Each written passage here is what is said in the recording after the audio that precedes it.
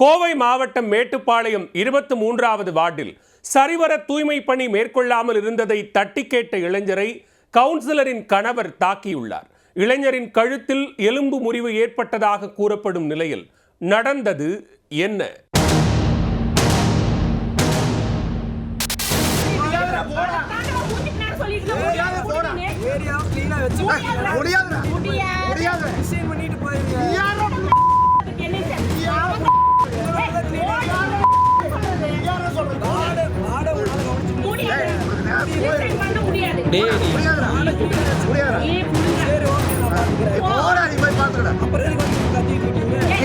வார்டில் சரிவர தூய்மை பணி மேற்கொள்ளாமல் இருந்ததை தட்டி கேட்ட இளைஞருடன் கவுன்சிலரும் அவரது கணவரும் வாக்குவாதத்தில் ஈடுபட்ட காட்சிகள்தான் இவை.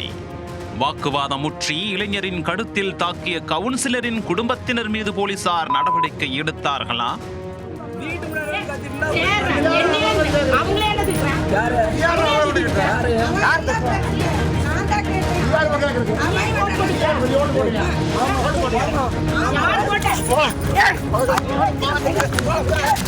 கோவை மாவட்டம் மேட்டுப்பாளையம் நகராட்சிக்கு உட்பட்ட 23வது வார்டு ரயில்வே காலனி பகுதியைச் சேர்ந்தவர் கௌதம். இவர் வசிக்கும் பகுதியில் கடந்த சில மாதங்களாக சரிவர தூய்மை பணி மேற்கொள்ளாமலும் சாக்கடைகள் தூர்வாரப்படாமலும் இருந்ததாக கூறப்படுகிறது. இதனால் அந்த பகுதியில் குப்பைகள் தேங்கியும் கழிவு நீரால் துர்நாற்றம் வீசி நோய் பரவக்கூடிய அபாய சூழலும் ஏற்பட்டுள்ளது. இதுகுறித்து நகராட்சி நிர்வாகத்திடம் கௌதம் புகார் அளித்துள்ளார்.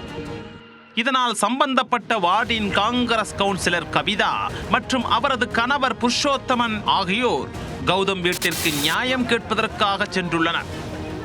அப்போது கவுன்சிலர் கவிதாவிற்கும் கௌதமிற்கும் இடையே கடும் வாக்குவாதம் ஏற்பட்டது.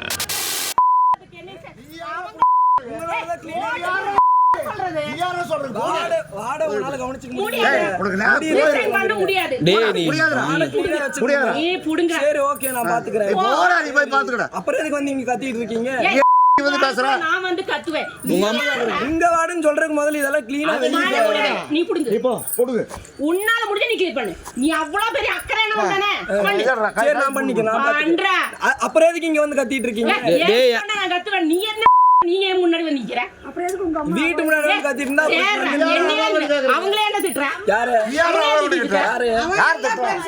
நான் தான் கேட்டேன் யார் கேக்குறீங்க நீ ஓட்டு போடுங்க ஆமா ஓட்டு போடுங்க யார் போட்ட இதில் ஆத்திரமடைந்த கவுன்சிலரின் கணவர் புருஷோத்தமன் எதிர்பாராத விதமாக கௌதமை கீழே தள்ளிவிட்டுள்ளார். இதில் கௌதமின் கழுத்து எலும்பில் முறிவு ஏற்பட்டதாக கூறி கோவை அரசு மருத்துவமனையில் சிகிச்சைக்காக அனுமதிக்கப்பட்டார். கௌதம் கொடுத்த புகாரின் பேரில் மேட்டுப்பாளையம் போலீசார் விசாரணை நடத்தி வருகின்றனர். தகாத வார்த்தைகளால் பேசியதாலும் பேசிக் கொண்டிருக்கும் போதே தாக்க முயன்றதாலும் இளைஞர் மீது கவுன்சிலர் குடும்பத்தினரும் குற்றம் சாட்டியுள்ளனர். மான மரியாதை ஓட்டு போட்டு எலெக்ஷனில் வந்து ஜெயிச்சு நான் ஒரு கவுன்சிலர் ஆனால் மான மரியாதையெல்லாம் விட்டுணுமா? ஒன்று அடுத்தவங்ககிட்ட போகிறேன்றாங்க.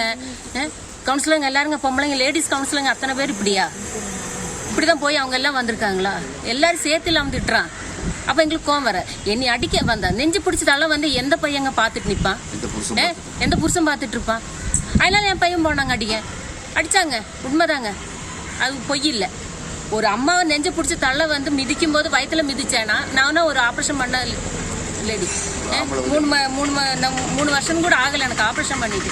அதில் வந்து வயிற்றுல மிதிச்சேன்னா நான் சும்மா இருப்பானே, என் பையன் சும்மா இருப்பானே, என் புருஷன் சும்மா இருப்பாரா? இவன் ஒன்றும் இல்லாததுக்கு இவர் போய் பொதுமக்கள்ன்ற ஒரு இதில் வந்து அவன் போய் படுத்துட்டு இருக்கான். இவன் இந்த எங்கள் வார்டில் மட்டும் பிரச்சனை பண்ணலிங்க, எல்லா வார்டிலையுமே உங்கள் அம்மாவும் மகனும் பிரச்சனை பண்ணியிருக்காங்க. அவங்க எல்லாம் பயந்து விட்டுருக்காங்க. எனக்கு அந்த பயப்பட வேண்டிய தேவையில்லை. ஏன்னா நான் தப்பு பண்ணல. தப்பு பண்ணியிருந்தா நான் பயப்படுவேன். இருப்பினும் விசாரணையின் முடிவிலேயே யார் மீது தவறு என்பது குறித்து தெரிய வரும் என போலீசார் தெரிவித்துள்ளனர். வார்டில் சரிவர தூய்மை பணி மேற்கொள்ளாமல் இருந்ததை தட்டி கேட்ட இளைஞர் மீது கவுன்சிலரின் கணவர் தாக்குதல் நடத்திய சம்பவம் பெரும் சலசலப்பை ஏற்படுத்தியுள்ளது.